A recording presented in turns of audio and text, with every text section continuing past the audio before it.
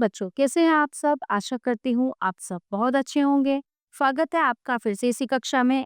आइए आज हम पढ़ते हैं व्याकरण का पाठ 7 क्रिया। क्रिया कार्य करने को कहते हैं। ठीक है, आइए देखते हैं। लड़का पत्र लिखता है, सूरज निकल रहा है, गाय चर रही है, पवन दौड़ता है। तो ऊपर दिए गए वाक्यों में रंगीन छपे शब्द लिखता है, निकल रहा है, चल रही है और दौड़ता है किसी काम के होने या किए जाने का बोध करा रहे हैं।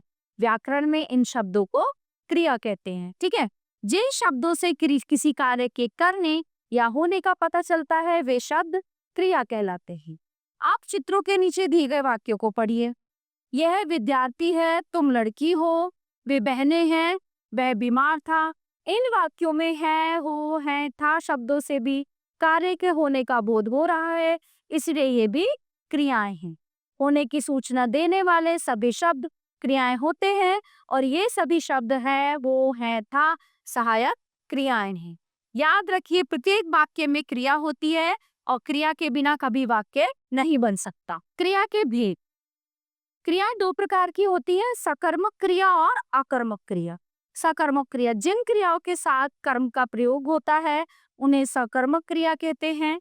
ठीक है, निम्नलिखित वाक्यों पर ध्यान दीजिए। बंदर खाता है, आदमी पढ़ रहा है और लड़की खा रही है। तो उपयुक्त वाक्यों से पता नहीं चलता है कि बंदर क्या खाता है, आदमी क्या पढ़ रहा है तथा लड़की क्या खा रही है। अर्थात वाक्य क्रिया के होते हुए भी अधूरे प्रतीत हो रहे हैं।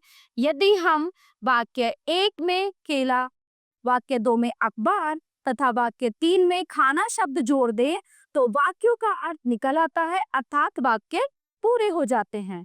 ऐसे शब्द क्या कहलाते हैं? वाक्य को पूरा करने वाले कर्म कहलाते हैं। अब निम्नलिखित वाक्यों पर ध्यान दीजिए।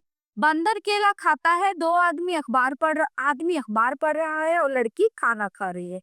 इन वाक्यों में क्रिया खाता है, पढ़ रहा है, खा रही है के साथ कर्म केला, अखबार, खाना जुड़ा हुआ है, जिससे ये वाक्य पूरे प्रतीत हो रहे हैं। तो इस प्रकार हम कह सकते हैं कि जिन क्रियाओं के साथ कर्म जुड़ा हुआ होता है वे सकर्मक क्रिया कहलाती हैं।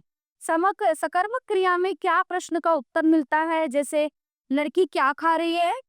उत्तर है खाना, अर्थात लड़की खाना खा रही है। ठीक है, सकर्मक क्रिया के अन्य उदाहरण लिखना, देना, करना, पढ़ना, काटना, खरीदना, खाना, बेचना, तोड़ना, धोना, बचाना आदि।